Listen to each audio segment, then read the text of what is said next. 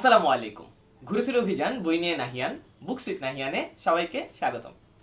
আজকের আনবক্সিং বা আনপ্যাকিং কিংবা বুক হল ভিডিওতে বাতিঘর থেকে সংগ্রহ করা বেশ কিছু নতুন বই আপনাদের সাথে শেয়ার করব এবং বইগুলো নিয়ে দুইটা একটা কথা হয়তো বলবো। সো দেখা যাক কি কি আছে। প্রথমেই দেখা যাচ্ছে খুন খারাপি। এটি একটি রহস্য গল্প সংকলন। বইটির গল্পগুলোকে রূপান্তর বা ট্রান্সলেশন করেছেন GH হাবিব। এই গল্পগুলো খুবই রেট্রো ধরনের গল্প, অর্থাৎ এই গল্পগুলো আধুনিক না, বেশ অনেক আগের কিছু গল্প এবং এগুলো অনেকগুলোই আগে সেবা প্রকাশনী থেকে বের হয়েছিল। তো সেই গল্পগুলো সংকলন করে একটি সুন্দর বই করা হয়েছে। বইটি প্রকাশিত হয়েছে চন্দ্রবিন্দু প্রকাশনী থেকে। চন্দ্রবিন্দু প্রকাশনীর বইগুলোর কভার খুবই সুন্দর হয়ে থাকে, বাট যে কারণে বইটি কেনা, কারণ বইটির রূপান্তর যিনি করেছেন তিনি GH হাবিব। খুবই চমৎকার একজন অনুবাদক। ওনার বেশ কিছু চমৎকার চমৎকার অনুবাদ আপনারা বিভিন্ন জায়গায় হয়তো পড়েছেন। উম্বার্তো একোর লিখা অনেকগুলো বই উনি অনুবাদ করেছেন এবং তার মাঝে অন্যতম হচ্ছে গোলাপের নাম, এই বইটি। তো GH হাবিব, ওনাকে সেদিন বাতিঘরে আর কি পেয়ে যাই এবং ওনার একটা অটোগ্রাফ নেয়ার আমার সুযোগ হয়। সো সেই কারণেই এই রেট্রো গল্পের কালেকশনটা তখন সংগ্রহ করা। অটোগ্রাফ নেয়ার উদ্দেশ্যেই আসলে কিনেছিলাম, বাট গল্পগুলো পড়ে নিশ্চয়ই বেশ ভালো লাগবে, বা ওই সময়ের যে গল্পগুলো রয়েছে সেই সম্পর্কে একটা ভালো আইডিয়াও পাওয়া যাবে, যেহেতু আমি সেবা প্রকাশনীর বই এর আগে খুব বেশি আসলে পড়তাম না। সো নাহিয়ান অনেক শুভেচ্ছা, উনি লিখে দিয়েছেন, থ্যাংক ইউ। যদি উনি ভিডিওটা দেখে থাকেন, সম্ভবত দেখবেন না, বাট ইয়া, এই হচ্ছে খুন খারাপি। পরবর্তীতে যে বইটি আপনারা দেখতে পাচ্ছেন সেটির নাম কোথায় যাচ্ছেন তারাপদ বাবু। বইটি লিখেছেন তারাপদ রায়। তারাপদ রায় বাংলা সাহিত্যের যে উজ্জ্বল সাহিত্যিকরা রয়েছেন তাদের মাঝে অন্যতম। উনি খুবই চমৎকার একজন লেখক এবং এখানে কোথায় যাচ্ছেন, অর্থাৎ মানে কোথায় যাচ্ছেন বলতে, যদিও উনি রম্য রচনা বা কমেডি জাতীয় গল্প বেশি লিখে থাকেন, এখানে কোথায় যাচ্ছেনটা আসলে আরো বেশি ভাব গাম্ভীর্যপূর্ণ। কারণ আসলে আমাদের জীবন নিয়ে আমরা কোথায় যাচ্ছি। তো ছোটবেলা থেকে একটা মানুষ বড় হয় যখন, তখন সে আসলে কোথায় যায়, এবং দেখা যায় যে মৃত্যু কিন্তু আমাদের সবার জীবনেই একটা মানে স্বতঃসিদ্ধ ব্যাপার। অর্থাৎ আপনি যেই হয়ে থাকেন না কেন, এক সময় না এক সময় দেখা যায় যে আমরা হয়তো মৃত্যুর দিকেই যাচ্ছি। তো এখানে কোথায় যাচ্ছেন তারাপদ বাবু, উনি ছোট থেকে যখন বড় হচ্ছেন, ওনার সেই আত্মজীবনীমূলক রচনাটাকে উনি আসলে লিখেছেন যে উনি আসলে বড় হয়ে মৃত্যুর দিকে যে যাচ্ছেন, সেই দিকে আসলে উনি কিভাবে যাচ্ছেন, কোথায় যাচ্ছেন। তো এরকম একটা ডিপ নাম দিয়ে উনি শুরু করেছেন, বাট ওনার যে আত্মজীবনীটা রয়েছে সেটা আসলে বেশ যথেষ্টই সুন্দর। এবং এখানে উনি তার শৈশব, কৈশোর এবং প্রথম জীবনের কথা, জীবনের প্রথম 21 বছরের যে স্মৃতি, সেই জীবনীটুকু উনি এই বইটিতে লিখে রেখেছেন। এবং বইটির কভারটা বা কপিটা দেখা যাচ্ছে যে কিছু ক্ষেত্রেই একটু পুরনো হয়ে গিয়েছে, একটু রং ওঠা, বাট তারপরও বইটি যেহেতু খুব বেশি পাওয়া যায় না এবং বইটি আসলে এতই অসাধারণ, আমি ভেতরে একটু পড়ে মুগ্ধ হলাম এবং আমার কাছে মনে হলো যে না, এই বইটি তাহলে এখনই আসলে পড়া শুরু করা উচিত। তারাপদ রায়ের অন্যান্য লেখা আমি খুব বেশি পড়িনি, তাই আরেকটা লেখা একটু পড়ে নিতে যাচ্ছিলাম জীবনী পড়ার আগে, কারণ আমি ইউজুয়ালি চেষ্টা করি যে একজন লেখকের জীবনী পড়ার আগে তাদের লেখা কোনো ছোট অংশ হলেও একটু যদি পড়ে নিতে পারি, লেখা সম্পর্কে একটা ভালো আইডিয়া থাকলে জীবনীটাও খুব জমে। সো সেখান থেকেই এই বইটি কেনা, এবং আলাদাভাবে এই বইটির প্রচ্ছদ আমাকে মুগ্ধ করেছিল এবং নামটিও বেশ মজার, বালিশ। তো তারাপদ রায়ের এই বালিশ বইটি দেখে আমিও হচ্ছে চমৎকৃত হই এবং পরবর্তীতে ভেতরে একটু যখন ঘাটাঘাটি করি, ভেতরে অনেকগুলো রম্য রচনার সংকলন আর কি। তো অনেকগুলো রম্য রচনা রয়েছে এবং তার উপরে বইটির অলঙ্করণ করেছেন দেবাশিস দেব। সো দেবাশিস দেবের উপরে আমার এমনিতেই একটু দুর্বলতা আছে, আপনারা অনেকেই জানেন। দেবাশিস দেবের লেখা অন্যতম বই আঁকায় লেখায় 4 দশক।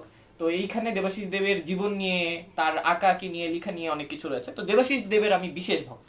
সো যেহেতু দেবাশিস দেব অলঙ্করণ করেছেন, আমার কাছে মনে হলো যে না, এই বইটি তাহলে একটু ঘেটে দেখা যেতে পারে। তো ঘেটে দেখতে যে আমি যখন একটা আর্টিকেল দেখলাম, সেটা দেখেই আসলে আমি পুরোপুরি মুগ্ধ। তো সেই আর্টিকেলটা আপনাদের সাথে একটু পড়ে শোনাতে চাচ্ছি। 2 পৃষ্ঠার একটা ছোট্ট আর্টিকেল। আর্টিকেলটির নাম হচ্ছে বইমেলা ও পাগল। যে কোনো রকম মেলা বা বাজারেই পাগল দেখা যায়। অনেক বাজারেই নিজস্ব পাগল থাকে, এক বা একাধিক। মেলা সাধারণত বছরে একবার একই জায়গায় হয়। মেলার কদাচিৎ স্থান পরিবর্তন হয় এবং বছরের একটি নির্দিষ্ট সময়ে সেই মেলা হয়। পাগলেরা ক্যালেন্ডার বা পঞ্জিকা সচেতন না হয়েও টের পেয়ে যান কোথায়, কখন, কোন মেলা। তারা অবশ্যই হাজিরা দেন। বইমেলাও এর ব্যতিক্রম নয়। প্রতি বছর বইমেলায় অর্থাৎ কলিকাতা পুস্তক মেলায় নির্দিষ্ট একাধিক পাগলকে দেখা যায়। বছরের পর বছর তারা আসেন এবং নীরবে অথবা সরবে তাদের ভূমিকা পালন করেন। তবে অনেক সময় একই জায়গায় একাধিক পাগল আবির্ভাব হলে প্রতিদ্বন্দ্বিতার আবহাওয়া তৈরি হয়। জনসাধারণের পক্ষে সেটা খুব একটা নিরাপদ নয়। অনেক দিন আগের কথা, তা প্রায় 40-42 বছর তো হবেই। উত্তর 24 পরগনার হাবড়া রেল স্টেশন থেকে মাইল দেড়েক দূরে শিক্ষকতা জীবিকার সূত্রে কচুয়ার মোড় নামে এক জায়গায় খুব কাছে থাকতাম।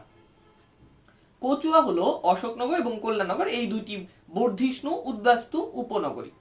এখন সব মিলে পূর্ণনগরী হয়ে গেছে। সে যাই হোক, এই কচুয়া মোড় থেকে অশোকনগর এবং কল্যাণগড় এই দুই নগরী অনেকটা দূরে ছিল। হাবড়া বাজার থেকে তো আরো দূরে। স্থানীয় অধিবাসীরা ঠিক করলেন এই মোড়ে আমাদের নিজস্ব একটা বাজার চাই। বাজার বসাতে গেলে অনেক রকম বিধিনিষেধ, আইন মেনে চলতে হয়। তখন উদাস্তু মণ্ডলীর মেজাজ তা ছিল না। ঢোল শহরত করে মাইকের চোঙায় ঘোষণা করে বাজার শুরু করে দেওয়া হলো। অল্প অল্প করে দোকানপাট, কেনাকাটা আরম্ভ হলো। বাজারের সামনে আমাদের ক্লাব। আমার তখন 22 বছর বয়স। সবাই আমাকে তুমি বলে। সেই ক্লাব ঘরে আমরা সন্ধেবেলায় বসি। সেখানে স্থানীয় নেতা নরেন দত্ত মশাই আমাকে এসে বললেন, তারাপদ, বাজার তো বসিয়েছ, কিন্তু পাগল ছাড়া কি বাজার জমে?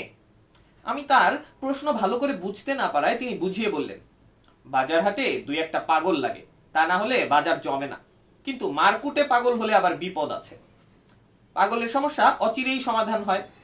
কাছাকাছির মধ্যে কল্যাণগড় বাজারে 2 জন ছিল। তারা পরস্পর দারুণ ঝগড়া মারামারি করত। তাদেরই একজনকে, বোধহয় ভোলা পাগলা নাম ছিল, ভুলিয়ে ভালিয়ে কচুয়া বাজারে নিয়ে আসা হলো। ইতিমধ্যে প্রকৃতির অমোঘ নিয়মে কচুয়া বাজারে নতুন এক পাগল এসে জুটেছেন। 2 দিনের মধ্যেই 2 পাগলে খুনোখুনি, হুটোপুটি, মারামারি। অবশেষে এক সন্ধ্যায় ক্লাব ঘরে নতুন পাগলকে নরেনবাবু বললেন, দাদা, আমাদের নতুন বাজার ছোট বাজার, 2 জন পাগলের জায়গা হবে না, আপনি অন্য কোথাও চেষ্টা করুন। তিনি কি বুঝলেন কে জানে, কিন্তু পরদিন থেকে তাকে আর দেখতে পেলুম না। না, এবারের বইমেলায় পাগলের ঘাটতি ছিল না। প্রধান প্রবেশ পথের 2 পাশে 2 জন ছিলেন। 2 জনের মধ্যে কোনো যোগ সাজস ছিল কিনা জানি না, কিন্তু 2 জনে 10 দিন ধরে প্রায় একই প্রশ্ন বিড়বিড় করে জিজ্ঞাসা করেছেন নিকটতম দর্শককে। বাঁ দিকের জন জানতে চেয়েছেন, এত বই কে পড়বে? আর ডান দিকের জনের জিজ্ঞাসা, এত বই কে কিনবে? সদুত্তর না পেয়ে হতাশ হয়ে তারা দুজনেই বেপাত্তা হয়েছিলেন। তবে বেপাত্তা হননি সেই স্থূলকায় প্রৌঢ় ভদ্রলোক, যিনি প্রথম দিন থেকেই জনে জনে জিজ্ঞাসা করে গেছেন, স্যার, এবারের মেলাতেও কি পিপিলিকাদের জীবন বইটি বেরোয়নি? অন্য এক ব্যক্তি নীরব কর্মী, তাকে দেখলে পাগল বলে কার সাধ্য। অক্লান্তভাবে সেই প্রথম দিন থেকে স্টলের সংখ্যা গুনে যাচ্ছেন। ডান দিক থেকে বাঁ দিকে গুনলে যা হচ্ছে, উল্টো দিকে 20-25টি কমে যাচ্ছে। এই সমস্যার সমাধান নেই। তবে বইমেলায় একা একা কথা বলতে বলতে যাচ্ছেন এমন কাউকে দেখে পাগল সন্দেহ শুরু করার আগে যাচাই করে নিন তার কানে সেলফোন রয়েছে কিনা। লেখাটির নিচে একটা ছোট্ট ছবি। সো এই আর্টিকেলটি যেহেতু বইমেলা রিলেটেড ছিল এবং পাগল রিলেটেড ছিল, আমার পড়ে মজা লেগেছে, তো ভাবলাম তারাপদ রায়ের লেখা সম্পর্কে আর একটু হয়তো জানা যাবে পুরো বইটি পড়লে। এবং আপনারা প্রচ্ছদ বা নাম শুনেই আগ্রহী না হয়ে আমার মনে হয় যে লেখাটি শুনে অ্যাটলিস্ট একটা ডিসিশন নিতে পারবেন যে আসলে কি এই বইটি আপনাদের জন্য কিনা। এনিওয়েজ, পরবর্তীতে যে বইটি আমি দেখাবো সেই বইটি দেখানোর আগে আমি আরেকটা বই একটু নিয়ে আসতে চাই। 1 মিনিট। নিয়ে আসতে গিয়েছিলাম এই বইটি। বইটির নাম পৃথিবীর পথে পথে, তারেক অনুর লেখা। এর আগের একটা এই ধরনের আনবক্সিং ভিডিওতে এই বইটি নিয়ে বিস্তারিত বলেছি, তারেক অনুকে নিয়েও বলেছি। তো তারেক অনুর লেখা আরো কিছু বই রয়েছে, কিছু না, আরো একটি বই রয়েছে যেটি এককভাবে তারেক অনু লিখেছেন। সেই বইটির নাম পথ চলাতেই আনন্দ। এটিও ভ্রমণ কাহিনী এবং তারেক অনুরই লেখা, এবং উনি পৃথিবীর আরো যেসব জায়গায় গিয়েছেন, যেসব ঘটনা প্রত্যক্ষ করেছেন, সেই সব বিষয় নিয়ে আরো অনেকগুলো একই ধাঁচের লেখা বা ভ্রমণ কাহিনী এখানে আপনারা পাবেন। এই বইটির পরবর্তীতে এই বইটি আর কি। সো পৃথিবীর পথে পথের ভালো লাগার কারণে পথ চলাতেই আনন্দ, তারেক অনুর এই বইটিও সংগ্রহ করে ফেলা। এছাড়া ওনার আরেকটি বই আছে পাখি বিশেষজ্ঞ ইনাম আল হকের সাথে লেখা বাংলাদেশের পাখির ফিল্ড গাইড।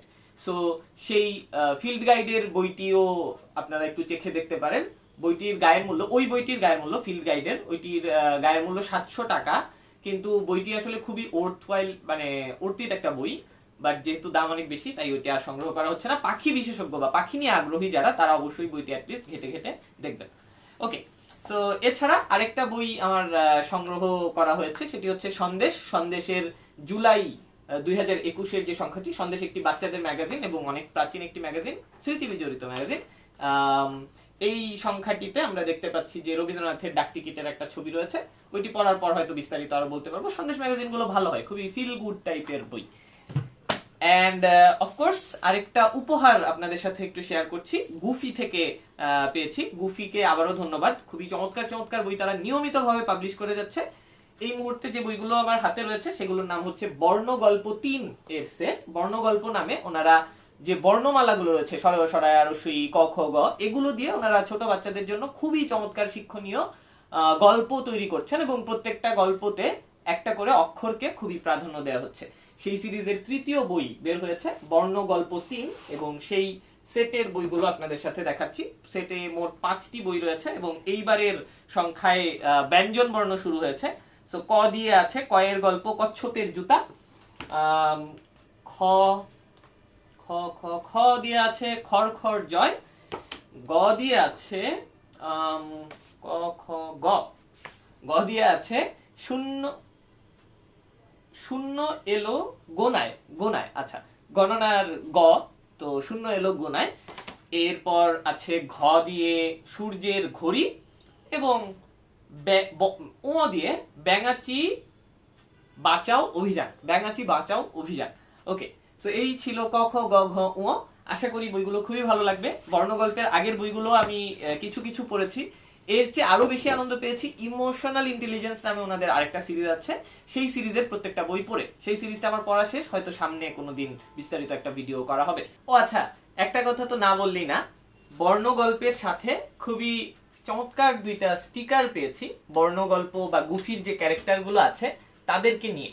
সো এটাও খুব বাড়তি একটা পাওয়া এবং মজার একটা ব্যাপার।